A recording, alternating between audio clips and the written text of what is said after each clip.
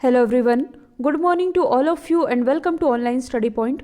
दोस्तों, आज है 29 जनवरी और आज की इस वीडियो में हम 29 जनवरी से रिलेटेड करंट अफेयर के सभी इंपॉर्टेंट क्वेश्चन को कवर करने वाले हैं। तो सबसे पहले मैं आप लोगों को एक जानकारी दे दूं, अगर आप किसी भी एग्ज़ाम की अच्छे से प्रिपरेशन करना चाहते हैं तो सबसे इंपॉर्टेंट है टेस्ट सीरीज़ लगाना। क्योंकि आप कितना भी कॉन्सेप्ट क्यों ना लगा लो, पर जब तक टेस्ट नहीं लगाओगे प्रिपरेशन अधूरी ही रह जाएगी। टेस्ट बुक जो कि मार्केट लीडर है टेस्ट सीरीज़ में, जिसके टेस्ट सीरीज़ 1 करोड़ से ज़्यादा स्टूडेंट अभी तक लगा भी चुके हैं, ये आपके लिए एक स्पेशल ऑफर लेकर आए हैं।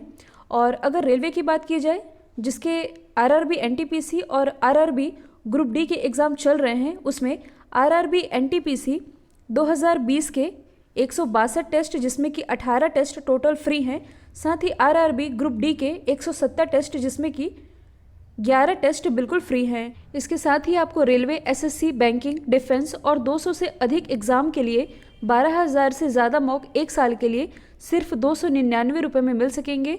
और इसके लिए आप स्टडी 10 का कूपन यूज़ करके 30 रुपये एक्स्ट्रा डिस्काउंट भी पा सकते हैं। लिंक डिस्क्रिप्शन बॉक्स में दी हुई है। तो चलिए स्टार्ट करते हैं। हमारा पहला क्वेश्चन, हाल ही में जयललिता मेमोरियल का उद्घाटन कहाँ किया गया है? तो जयललिता मेमोरियल, इसका उद्घाटन अभी हाल ही में किया गया है तमिलनाडु की राजधानी चेन्नई में।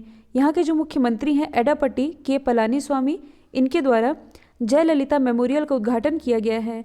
जयललिता आप सभी जानते हैं, तमिलनाडु की राजनीति में ये काफ़ी चर्चित नाम रहा है और इनका कुछ समय पहले ही निधन हुआ था। तो इन्हीं की स्मृति में इनका जो घर है, मतलब कि जो जयललिता का घर है, इन्हें ही मेमोरियल के रूप में बदला गया है।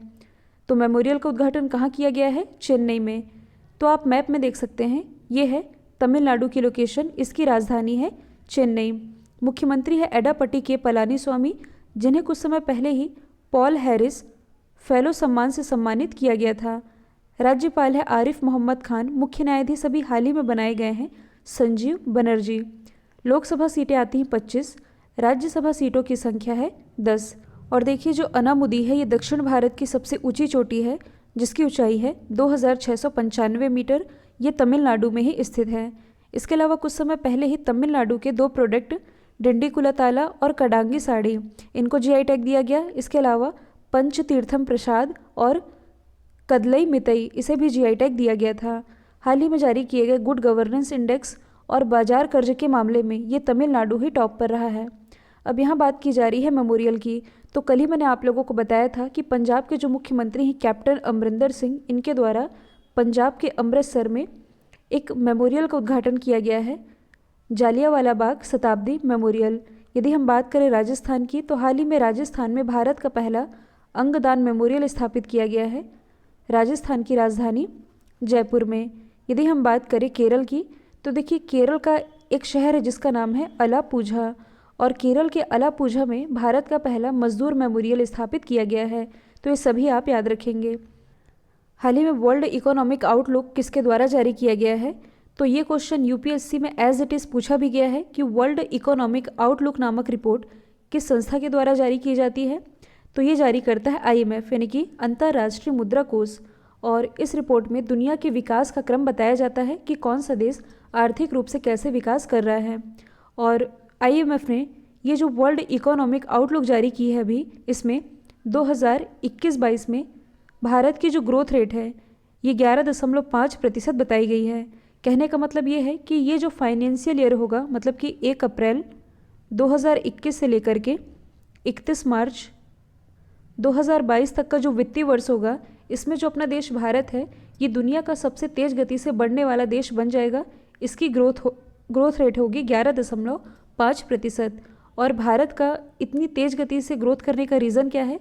तो जैसा कि आप सभी जानते हैं कि कोविड-19 के कारण जब पूरे वर्ल्ड में लॉकडाउन लगा था, हालांकि भारत में भी काफ़ी समय से लॉकडाउन लगा हुआ था, तो इसमें अर्थव्यवस्था को काफ़ी नुकसान पहुंचा था। और इसके बाद जो अर्थव्यवस्था है ये धीरे धीरे पटरी पर आने भी लगी।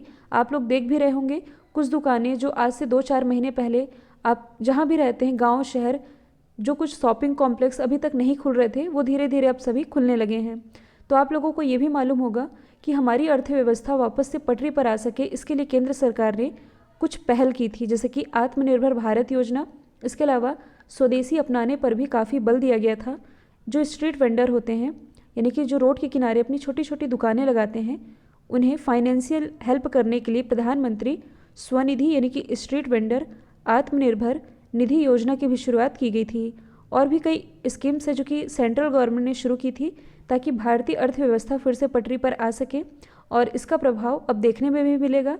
हालांकि उस समय समझ में नहीं आ रहा था कि ये स्कीम किस लिए है, आगे क्या फ़ायदा होगा, लेकिन अब जो ये रिपोर्ट जारी की है IMF ने, इसने ये साफ कह दिया है कि 2021-22 में जो भारत है ये सबसे तेज़ गति से ग्रोथ करेगा। मतलब कि इस साल भारत में तेज़ गति से विकास देखने को मिलेगा 11.5% की ग्रोथ रेट से। यदि हम बात करें इंटरनेशनल मॉनेटरी फंड की, तो इसकी स्थापना हुई थी 1945 में। हेडक्वार्टर स्थित है वॉशिंगटन DC में। अभी तक मैं आप लोगों को ये बता रही थी कि IMF की मेंबर कंट्री है 189, लेकिन अब इसकी मेंबर कंट्री ये 190 हो गई हैं, और अभी हाल ही में इसका जो 119th मेंबर कंट्री बना है, इसका नाम क्या है? एंडोरा। तो ये भी आप याद रखेंगे। हाल ही में कितने पद्म पुरस्कारों की घोषणा हुई है? तो जैसे कि आप सभी जानते हैं, पद्म पुरस्कारों की घोषणा की जा चुकी है और इस बार कुल 119 लोगों को पद्म पुरस्कार दिया जाएगा। देखिए, भारत का जो सर्वोच्च अवार्ड है भारत रत्न, ये इस बार किसी को नहीं दिया जा रहा है। जो भारत का दूसरा सर्वोच्च अवार्ड है जिसका नाम है पद्म विभूषण। मैं आप लोगों को कैटेगरी बता दे रही हूँ कि 119 में कितने अवार्ड किस कैटेगरी में मिले हैं। तो कुल 7 लोगों को पद्म विभूषण से सम्मानित किया जाएगा, 10 लोगों को पद्म भूषण से सम्मानित किया जाएगा और 102 लोगों को पद्मश्री से नवाजा जाएगा। तो देखिए, सीक्वेंस भी यही है। हाईएस्ट सिविलियन ऑनर है भारत रत्न, फिर पद्म विभूषण, फिर पद्म भूषण और फिर है पद्मश्री। अब देखिए, इसी से रिलेटेड मैं आप लोगों को कुछ इंपॉर्टेंट फैक्ट बता देती हूँ। जैसे कि 119 लोगों को ये अवार्ड दिया जाएगा, जिसमें कि 89 पुरुष होंगे, 29 महिला होंगी और 1 ट्रांसजेंडर होंगे। तो यहाँ से ये इंपॉर्टेंट है क्योंकि पहली बार किसी ट्रांसजेंडर को ये अवार्ड दिया जा रहा है। इनका नाम क्या है? मानजामा जोगती। तो इनका नाम भी आप याद रख सकते हैं, जिन्हें इस पद्म पुरस्कारों की श्रेणी में रखा गया है। इसके अलावा आप ये भी याद रखेंगे कि ये जो पद्म विभूषण अवार्ड है 7 लोगों को मिल रहा है, जिसमें कि 2 इम्पॉर्टेंट नाम हैं। एक तो हैं जापान के जो प्राइम मिनिस्टर हैं शिंजो अबे। इसके अलावा जो SP बाल सुब्रमण्यम है। SP बाल सुब्रमण्यम ये कौन है? तो एक फिल्म निर्माता, गायक और एक्टर भी हैं।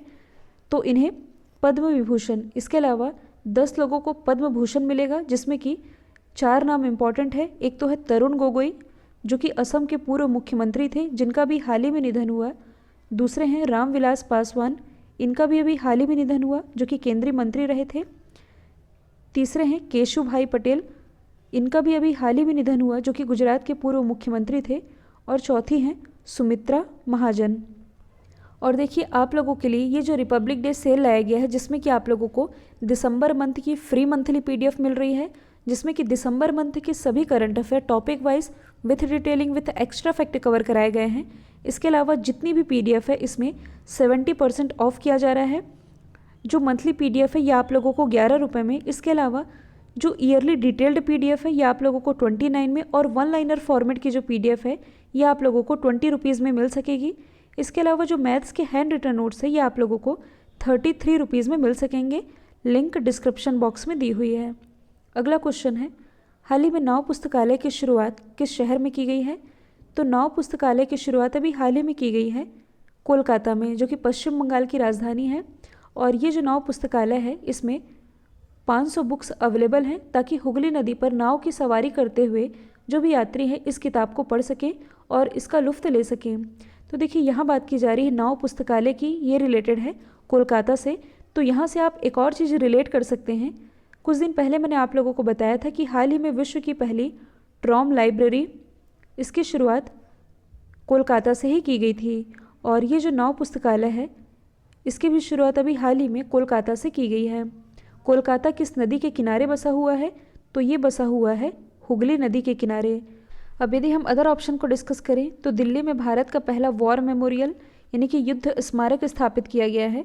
यदि हम बात करें बेंगलोर की, जो कि कर्नाटक की राजधानी है, भारत की पहली गर्ल्स फुटबॉल एकेडमी, इसकी शुरुआत हुई है बेंगलोर से ही। इसके अलावा जो उड़ीसा की राजधानी भुवनेश्वर, यहाँ भारत का पहला फायर पार्क स्थापित किया गया है। हाल ही में मणिपुर उच्च न्यायालय के मुख्य न्यायाधीश कौन बने हैं? तो ये भी हाल ही में बन गए हैं पीवी संजय कुमार। देखिए, जो मुख्य न्यायाधीश होते हैं इनकी नियुक्ति कौन करते हैं? भारत के राष्ट्रपति। और इन्हें शपथ कौन दिलाते हैं? तो जिस राज्य में इनकी नियुक्ति हुई है उस राज्य के राज्यपाल या राज्यपाल के द्वारा नियुक्त किसी व्यक्ति के द्वारा इन्हें शपथ दिलाई जाती है। तो मणिपुर उच्च न्यायालय के मुख्य न्यायाधीश बने हैं पीवी संजय कुमार। आप मैप में देख सकते हैं मणिपुर जो कि पूर्वोत्तर भारत का एक राज्य है। इसकी राजधानी है इम्फाल। मुख्यमंत्री है एन बीरेन सिंह। राज्यपाल है नजमा ए हेपतुल्ला। लोकटक लेक ये मणिपुर में ही स्थित है। किबुल लामजाओ नेशनल पार्क जो कि दुनिया का पहला तैरता हुआ नेशनल पार्क है, ये भी मणिपुर में ही स्थित है। इम्पॉर्टेंट फेस्टिवल है सिरुई लिली और संघाई। जो ज्ञानेंद्रो निगोबम है ये हॉकी इंडिया के अध्यक्ष अभी हाल ही में बनाए गए हैं, जो कि मणिपुर से बिलोंग करते हैं और पूर्वोत्तर भारत से हॉकी इंडिया के अध्यक्ष बनने वाले ये पहले व्यक्ति बन गए हैं। अब यदि हम अदर ऑप्शन को डिस्कस करें तो जो जस्टिस मोहम्मद रफ़ीक है ये भी हाल ही में मध्य प्रदेश उच्च न्यायालय के मुख्य न्यायाधीश बने हैं। जस्टिस हिमा कोहली ये भी हाल ही में तेलंगाना उच्च न्यायालय की पहली महिला मुख्य न्यायाधीश बनी है। जबकि जो राघवेंद्र सिंह चौहान है ये उत्तराखंड उच्च न्यायालय के मुख्य न्यायाधीश बन गए हैं। अगला क्वेश्चन है हाल ही में अमेरिका की पहली महिला वित्त मंत्री कौन बनी है? तो ये भी हाल ही में बन गई हैं जेनेट येलेन। अब यदि हम बात करें अमेरिका की तो आप मैप में देख सकते हैं ये है अमेरिका। इसकी कैपिटल है वॉशिंगटन डीसी। करेंसी है यूएस डॉलर। हाल ही में यहाँ के राष्ट्रपति 46वें क्रम के बनाए गए हैं। इनका नाम है जो बाइडन, जो कि अमेरिका के सबसे उम्रदराज राष्ट्रपति भी बने हैं। देखिए, ये जो आप देख रहे हैं ये है नॉर्थ अमेरिका और नॉर्थ अमेरिका को ही नई दुनिया कहा जाता है। इसके अलावा वर्ल्ड की जो 5 ग्रेट लेक्स है जिन्हें आप महान झील भी कहते हैं ये अमेरिका में ही स्थित है, मतलब कि नॉर्थ अमेरिका में स्थित है। ये झीलें कौन कौन सी है? तो Lake Superior, Lake Huron, Lake Erie, Lake Michigan और लेक ओंटारियो, जिसमें कि जो लेक मिशिगन है ये एकमात्र ऐसी झील है जो कि पूरी तरह से यूएस में स्थित है। बाकी जो झीलें हैं ये कनाडा के साथ सीमा बनाती हैं। अब यदि हम अदर ऑप्शन को डिस्कस करें जो कि कहीं ना कहीं पहली महिला से रिलेटेड है, तो जो कमला हैरिस है भारतीय मूल की, ये भी हाल ही में अमेरिका की पहली महिला उपराष्ट्रपति बनाई गई हैं। काजा कालास, इनके बारे में कल ही मैंने आप लोगों को बताया था। ये भी हाल ही में एस्टोनिया जो कि एक यूरोपीय कंट्री है इसकी पहली महिला प्राइम मिनिस्टर बनी है। जबकि जो जुजाना कैपिटोवा है ये कुछ समय पहले ही स्लोवाकिया की पहली महिला राष्ट्रपति बन गई हैं। हाल ही में विश्व का सबसे बड़ा सफ़ेद मगरमच्छ पार्क कहाँ खोला गया है? तो देखिए, टूरिस्टों के लिए यानी कि पर्यटकों के लिए ये जो विश्व का सबसे बड़ा सफ़ेद मगरमच्छ पार्क है ये ओपन किया गया है ओडिशा में। ओडिशा में स्थित है भीतरकनिका नेशनल पार्क, जहाँ ये ओपन किया गया है ताकि इससे टूरिज़्म को बढ़ावा मिल सके, ताकि जो यात्री हैं ये इसे देखने के लिए आएँ। और इस भीतरकनिका नेशनल पार्क में सफ़ेद मगरमच्छ काफ़ी संख्या में पाए जाते हैं। देखिए, ओडिशा से रिलेटेड कुछ फैक्ट है जो कि मैंने आप लोगों को कल भी बताए थे। पहला तो ये है कि ओडिशा के ही इंटीग्रेटेड टेस्टिंग रेंज से आकाश न्यू जनरेशन मिसाइल का सफलतापूर्वक परीक्षण किया गया है, जो कि सरफेस टू एयर वॉर करने वाली मिसाइल है। ओडिशा के ही कटक से नेताजी सुभाष चंद्र बोस टर्मिनल की आधारशिला यानी कि इसका उद्घाटन किया गया है। ओडिशा के बालासोर जिले में पीली प्रजाति का कछुआ पाया गया है। जो हॉकी मेंस वर्ल्ड कप है 2023 का, ये राउरकेला के बीजू पटनायक हॉकी स्टेडियम और भुवनेश्वर के कलिंगा स्टेडियम में आयोजित किया जाएगा। भारत का सबसे बड़ा हॉकी स्टेडियम ये भी ओडिशा में ही बनेगा और भारत का पहला फायर पार्क ये भी ओडिशा के भुवनेश्वर में स्थापित किया गया है। यहाँ बात की जा रही है विश्व के सबसे बड़े की, जो कि भारत में ही स्थित है। जैसे कि गुजरात में ही स्थित है मोटेरा स्टेडियम, जिसका नाम सरदार पटेल कर दिया गया है। और जो सरदार पटेल स्टेडियम है ये गुजरात के अहमदाबाद में स्थित है, जो कि दुनिया का सबसे बड़ा क्रिकेट स्टेडियम है। तेलंगाना की राजधानी हैदराबाद में विश्व का सबसे बड़ा मेडिटेशन सेंटर स्थापित किया गया है, जहां 1 लाख लोगों को मेडिटेशन की निःशुल्क ट्रेनिंग दी जा रही है। UNCTAD द्वारा जारी किए गए रिपोर्ट के अनुसार 2020 में प्रत्यक्ष विदेशी निवेश यानी कि FDI का सबसे बड़ा प्राप्तकर्ता देश कौन रहा है? तो अमेरिका को पीछे छोड़ते हुए इसमें टॉप पर रहा है चाइना। अब यदि हम बात करें UNCTAD की, जिसने कि ये रिपोर्ट रिलीज़ की है, तो इसका मतलब होता है United nation conference on trade and development, या इसे आप हिंदी में कह सकते हैं व्यापार और विकास पर संयुक्त राष्ट्र सम्मेलन।